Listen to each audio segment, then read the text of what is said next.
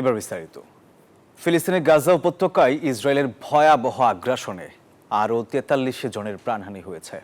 মধ্যাঞ্চলের দেইর আল Balah থেকে ফিলিস্তিনিদের পালানোর নির্দেশ দিয়েছে দখলদার বাহিনী। দক্ষিণ লেবাননেও আইডিএফের হামলায় মৃত্যু হয়েছে ২ জনের। এদিকে ইয়েমেনেও মার্কিন বিমান হামলায় ৪ জনের প্রাণহানি হয়েছে বলে জানিয়েছে হুথি বিদ্রোহীরা।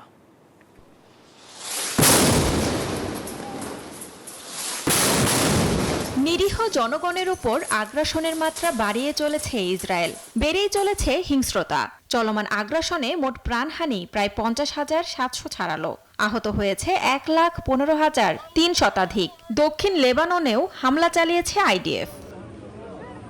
এবারের মার্কিন সফরে দখলদারদের প্রধানমন্ত্রী বেনিয়ামিন নেতানিয়াহু গাজাকে পুরোপুরি শেষ করার জন্য সবুজ সংকেত পাবে, এমনটাই ভাবছে হতাশ ফিলিস্তিনিরা।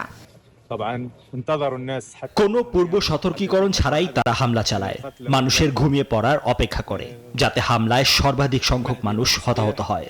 যতক্ষণ আরব ও মুসলিমরা ঘুমিয়ে থাকবে, ততক্ষণ আরও গণহত্যা ঘটবে। এদিকে গাজা উপত্যকা থেকে দক্ষিণ ইসরায়েলের আশদাদ শহর লক্ষ্য করে 10টি রকেট ছুড়েছে হামাস। ক্ষতিগ্রস্ত হয়েছে রাস্তা ও যানবাহন, আহত হয়েছে কয়েকজন। রোববার গাজায় ত্রাণকর্মী হত্যাকাণ্ডের স্বাধীন তদন্তের দাবি করেছে রেড ক্রিসেন্ট। এরই মধ্যে ইয়েমেনের হুতি বিদ্রোহীরাও জানিয়েছে ইয়েমেনের রাজধানী সানায় মার্কিন বাহিনীর বিমান হামলায় আবারও প্রাণহানি হয়েছে কয়েকজনের। Desk report, news 24। এদিকে ফিলিস্তিনের গাজা উপত্যকায় দখলদার ইসরায়েলি আগ্রাসনের বিরুদ্ধে বিশ্বের বিভিন্ন দেশে বিক্ষোভ অব্যাহত রয়েছে। ইহুদি রাষ্ট্রটির বর্বরতার বিরুদ্ধে ফুঁসে উঠেছে সারা বিশ্বের মানুষ।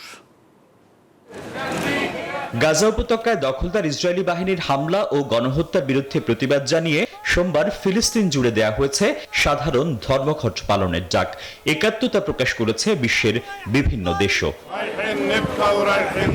অসংখ্য মানুষের অংশগ্রহণে জর্ডানের রাজধানী আম্মানে ফিলিস্তিনিদের সমর্থনে অনুষ্ঠিত হয়েছে বিক্ষোভ। মার্কিন দূতাবাসের আশপাশের এলাকায় জড়ো হয়ে যুক্তরাষ্ট্র ও ইসরায়েলের বিরুদ্ধে স্লোগান দিয়েছে বিক্ষোভকারীরা। এ সময় বিক্ষোভকারীদের হাতে ছিল ফিলিস্তিনের পতাকা। এরই মধ্যে লিবিয়ার মিসরাতে ফিলিস্তিনিদের সমর্থনে দেশটির পতাকা হাতে মিছিল করেছে বিক্ষোভকারীরা। ইসরায়েলি হামলার বিরুদ্ধে শোনা গেছে হাজারো মানুষের স্লোগান। ফিলিস্তিনিদের সমর্থনে বড় ধরনের বিক্ষোভ হয়েছে মরক্কোতে। ইসরায়েলের পতাকা পদদলিত করে নিহত হামাস নেতাদের ব্যানার উঁচিয়ে ইসরায়েল ও যুক্তরাষ্ট্রের প্রতি ক্ষোভ প্রকাশ করেছে হাজার হাজার মানুষ। সোমবার যুক্তরাষ্ট্রের আটলান্টাতে ট্রাম্প বিরোধী বিক্ষোভে ফিলিস্তিনের পতাকা নিয়ে গাড়ি চালাতে দেখা গেছে মার্কিনীদের। Desk report, news 24। গাজায় ধ্বংসলীলা অব্যাহত রেখে আজ ওয়াশিংটনে মার্কিন প্রেসিডেন্ট ডোনাল্ড ট্রাম্পের সঙ্গে বৈঠকে বসতে যাচ্ছেন ইসরায়েলি প্রধানমন্ত্রী বেনিয়ামিন নেতানিয়াহু। বৈঠকে গাজা পরিস্থিতি ছাড়াও তেল আবিবের উপর আরোপ করা শুল্ক, ইরান ইস্যু এবং অস্ত্র সহায়তার বিষয়টি গুরুত্ব পেতে পারে। এ নিয়ে গেল 2 মাসে 2 বার যুক্তরাষ্ট্র সফর করেছেন নেতানিয়াহু। গেল ফেব্রুয়ারিতেই মার্কিন প্রেসিডেন্ট হিসেবে ট্রাম্প দায়িত্ব নেয়ার পর প্রথম বিদেশি নেতা হিসেবে সাক্ষাৎ করেন ইসরায়েলি প্রধানমন্ত্রী বেনিয়ামিন নেতানিয়াহু। মাত্র 2 মাসের ব্যবধানে ফের যুক্তরাষ্ট্র সফর করছেন তিনি। সোমবার হোয়াইট হাউসে প্রেসিডেন্ট ডোনাল্ড ট্রাম্পের সঙ্গে বৈঠকেও বসতে যাচ্ছেন ইসরায়েলি প্রধানমন্ত্রী। এই 2 নেতার বৈঠক এমন সময় অনুষ্ঠিত হচ্ছে যখন গাজা ভূখণ্ডে অবিরাম ইসরায়েলি বাহিনীর তাণ্ডব চলছে। পাল্টা প্রতিরোধ গড়ে তুলেছে ভূখণ্ডটির স্বাধীনতাকামী সশস্ত্র গোষ্ঠী। একই সময় গাজায় ইসরায়েলি গণহত্যার প্রতিবাদে বিশ্বজুড়ে দেয়া হয়েছে সাধারণ ধর্মঘটের ডাক। তাই স্বাভাবিকভাবেই ট্রাম্প নেতানিয়াহুর বৈঠকে গুরুত্ব পাবে গাজা পরিস্থিতি। থাকবে তেল আবিবের উপর আরোপ করা মার্কিন শুল্ক, ইসরায়েলি তুরস্ক সম্পর্ক সহ নানান ইস্যু। অস্ত্র সহায়তার বিষয়টিও গুরুত্ব পেতে পারে। এছাড়াও ট্রাম্প নেতানিয়াহুর বৈঠকে ইরান যে গুরুত্ব পাবে তা মোটামুটি নিশ্চিত। রোববার যুক্তরাষ্ট্র সফরে যান নেতানিয়াহু। ইসরায়েলি প্রধানমন্ত্রীর এই সফর মঙ্গলবার পর্যন্ত হওয়ার কথা থাকলেও সময়সীমা বাড়তে পারে বলে জানা গেছে। আসমাতুলি, নিউজ 24। ট্রাম্প শুল্কে আরও নিম্নমুখী এশিয়ার শেয়ার বাজার। টালমাটাল বৈশ্বিক অর্থনীতিতে এমন অবস্থায় দেশটির সাথে আলোচনায় আগ্রহী 50টিরও বেশি দেশ। তবে ট্রাম্প বলছেন শুল্কে ছাড় পেতে মার্কিনীদের পাশে দাঁড়াতে হবে, মেটাতে হবে অর্থ। আর ট্রাম্পের সিদ্ধান্তে বিপদে পড়েছে খোদ মার্কিনীরাই। ছড়িয়ে পড়ছে শুল্ক বিরোধী বিক্ষোভ। ট্রাম্পের শুল্ক আরোপে টালমাটাল বিশ্ব অর্থনীতি। সোমবার সকালেও ধস নামে এশিয়ার শেয়ার বাজারে।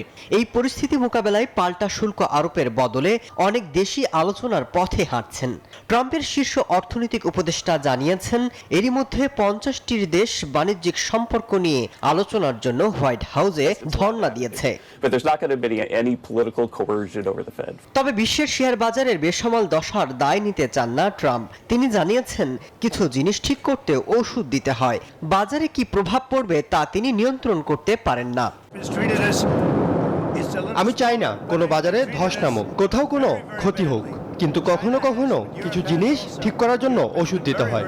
আমি সেটাই করেছি, ঔষধে কাজ দিচ্ছে।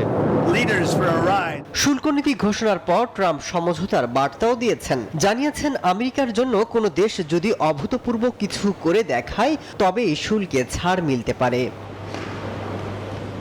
এদিকে ট্রাম্পের শুল্ক আরোপের প্রতিবাদ জানিয়ে রাস্তায় নেমেছেন খোদ মার্কিনীরাই। তারা বলছেন, মার্কিন এই সিদ্ধান্তে তাদেরকে বিপদে ফেলা হয়েছে। মাসুদ রানা, নিউজ 24।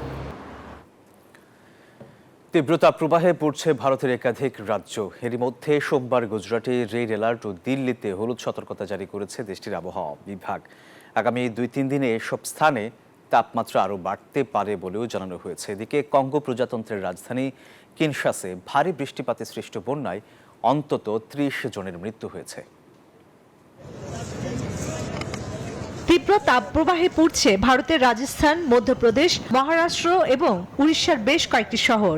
আইএমডি বলছে, চলতি সপ্তাহে বিভিন্ন শহরের তাপমাত্রা 6 থেকে 9 ডিগ্রি পর্যন্ত বেড়েছে। বাতাসের গতি হ্রাস পাওয়ায় তাপমাত্রা আরও বাড়ছে।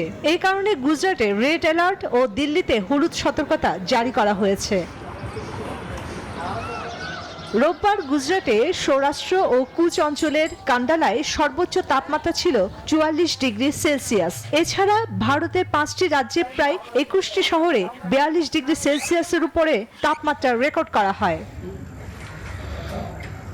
এদিকে যুক্তরাষ্ট্রের টেনেসি অঙ্গরাজ্যের উত্তর পশ্চিমাঞ্চলের শহর রিভসে টানা বৃষ্টিপাতের ফলে বন্যা দেখা দিয়েছে। এতে বিপাকে পড়েছেন স্থানীয়রা। তবে প্রশাসনের পক্ষ থেকে ত্রাণ ও উদ্ধার কার্যক্রম জোরদার করা হয়েছে। অন্যদিকে কঙ্গো প্রজাতন্ত্রের রাজধানী কিনশাসে ভারী বৃষ্টিপাতে সৃষ্ট বন্যায় প্রাণ হারিয়েছে বেশ কয়েকজন। প্রাদেশিক স্বাস্থ্যমন্ত্রীর বরাতে জানা যায়, দেয়াল ধসে অধিকাংশ মৃত্যুর ঘটনা ঘটেছে। চন্দ্রানী চন্দ্রা, নিউজ 24। ভিয়েতনাম থেকে চলতি বছরের জানুয়ারি-মার্চ প্রান্তিকে কফি রপ্তানি 15.8% কমেছে। এ সময় মোট রপ্তানির পরিমাণ 4,93,000 টনে দাঁড়িয়েছে।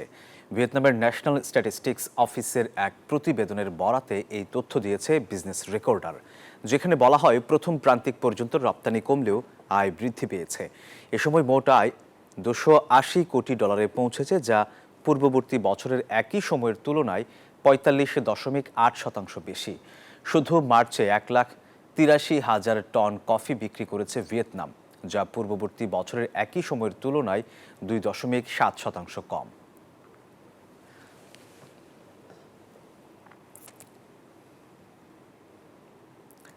কাতারের লুসাইল স্কাই ফেস্টিভ্যালে আকাশে ছড়িয়ে পড়েছে আলো, রং আর সুরের এক অপূর্ব মেলবন্ধন। আলসাদ প্লাজায় অনুষ্ঠিত হয়েছে ঈদ উল ফিতরকে কেন্দ্র করে 3 দিন ব্যাপী এই ব্যতিক্রমী উৎসব। জমকালো আয়োজন দিয়ে দিন শেষ হলো। কাতারের লুসাইল স্কাই ফেস্টিভ্যালে অংশ নিয়েছে 16টি বিমান, হাজার হাজার ড্রোন, রঙিন ধোঁয়ায় রেখা আর নজরকাড়া আতশবাজি।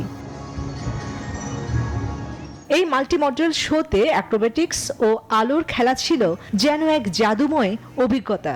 সবকিছুই সাজানো, সঙ্গীতের তালে কোরিওগ্রাফ করা এক মনোমুগ্ধকর পরিবেশনা ভিন্ন সংস্কৃতির মানুষ একত্রিত হয়ে উপভোগ করেছে। কাতারে ঈদের পরিবেশ সত্যি সুন্দর এবং এটি মানুষকে বাইরে যেতে, বিভিন্ন দেশের ভিন্ন মানুষের সাথে দেখা করতে উৎসাহিত করে। এমন প্রদর্শনীর অংশ হতে পেরে দর্শকরা ছিল দারুণ উচ্ছ্বাসিত। আমরা সত্যি উত্তেজিত। আমরা শুরু থেকে শেষ পর্যন্ত শো উপভোগ করেছি, মজা করছি। রঙের ক্যানভাস রূপ নেয় এই আয়োজন। আয়োজকরা অনুষ্ঠানটি নিয়ে বেশ উচ্ছ্বাস প্রকাশ করেছেন। লুসাইল স্কাই ফেস্টিভ্যাল হলো একটি উৎসব যা কাতার ক্যালেন্ডার এবং ভিজিট কাতার দ্বারা ঈদের ছুটি উদযাপনের জন্য আয়োজন করা হয়। এটি এই অঞ্চলের বৃহত্তম মাল্টি মডেল শোগুলোর মধ্যে একটি। 3 এপ্রিল শুরু হওয়া এই প্রদর্শনী চলে 6 এপ্রিল পর্যন্ত। ঈদ উদযাপনকে ঘিরে কাতারের ক্যালেন্ডার ও ভিজিট কাতারের উদ্যোগে এটি ছিল এক উন্মুক্ত উপহার সাধারণ মানুষের জন্য। আকাশের রং, সুর আর আলোর এই মিলন মেলা ঈদের আনন্দকে করে তুলেছে আরো বর্ণিল, আরো স্মরণীয়। গুরুত্বপূর্ণ সাংস্কৃতিক মুহূর্ত কাতারকে বিশ্বমানের বিনোদন কেন্দ্র হিসেবে চিত্রিত করাই লুসাই স্কাই ফেস্টিভ্যালের মূল লক্ষ্য। চন্দ্রা, নিউজ 24। উত্তর কোরিয়ার প্রতিষ্ঠাতা কিম ইল সুং এর জন্মবার্ষিকী উপলক্ষে পিয়ংইয়ংয়ে শুরু হয়েছে জাতীয় রান্না উৎসব। 3 দিনব্যাপী এই আয়োজনে অংশ নিয়েছেন দেশটির রাঁধুনি, বিশ্ববিদ্যালয়ের শিক্ষার্থী এবং গৃহিণীরা। উৎসবে নানা ধরনের খাবারের প্রদর্শনী থাকছে, যা অংশগ্রহণকারীদের অভিজ্ঞতা বিনিময়ের সুযোগ করে দিচ্ছে। আর এটি সূর্যের দিন উদযাপনের অংশ, যা দেশটির সবচেয়ে বড় জাতীয় ছুটি। উত্তর কোরিয়ার প্রতিষ্ঠাতা কিম ইল সুং এর জন্মদিন উপলক্ষে রাজধানী পিয়ংইয়ংয়ে জাতীয় রান্না উৎসবের আয়োজন করা হয়েছে। দেশটির রাষ্ট্রীয় গণমাধ্যম KCNA জানিয়েছে, এপ্রিলে শুরু হওয়া উৎসবটি 3 দিন পর্যন্ত চলবে। উৎসবটিতে অংশ নিয়েছে মন্ত্রণালয় ও জাতীয় সংস্থাগুলো থেকে নির্বাচিত রাঁধুনি, ওয়েটার্স, বিশ্ববিদ্যালয়ের শিক্ষার্থী এবং গৃহিণীরা। এই আয়োজনের মাধ্যমে অংশগ্রহণকারীরা নিজেদের রান্নার দক্ষতা প্রদর্শন ও উন্নত করার সুযোগ পাচ্ছে। আমি এই রান্না উৎসব থেকে অনেক কিছু শিখেছি। খাবারগুলো সুস্বাদু ও দৃষ্টিনন্দন ছিল, যা মানুষের আকর্ষণ সহজেই কেড়ে নেয়। এছাড়াও অনেক অংশগ্রহণকারী মনে করেন এই উৎসব তাদের নতুন ধরনের খাবার তৈরিতে অনুপ্রাণিত করবে। আমি প্রথমবারের মতো এই রান্না উৎসবে অংশ নিচ্ছি। অন্যান্য প্রদেশের রান্নাঘরের সঙ্গে প্রতিযোগিতা এবং অভিজ্ঞতা বিনিময়ের সুযোগ পেয়েছি। এই উৎসবের মাধ্যমে আমি আমাদের প্রদেশের রান্নার মান আরো উন্নত করার চেষ্টা করব। সূর্যের দিন উদযাপনের অংশ এই উৎসবটি, যা 15 এপ্রিল পালিত হয়। এদিন উত্তর কোরিয়ায় সবচেয়ে বড় সরকারি ছুটি। কিম ইল সুং, যিনি 1994 সালে মারা যান, প্রতিষ্ঠা করেছিলেন বর্তমান শাসন ব্যবস্থা, যা এখন তার নাতি কিম জং উন পরিচালনা করছেন। 3 দিনের এই উৎসবে উত্তর কোরিয়ার খাদ্য সংস্কৃতির বৈচিত্র্য তুলে ধরা হবে। চন্দ্রা, নিউজ 24। দর্শক, আর এই ছিল গ্লোবাল টাইমে। ধন্যবাদ সবাইকে।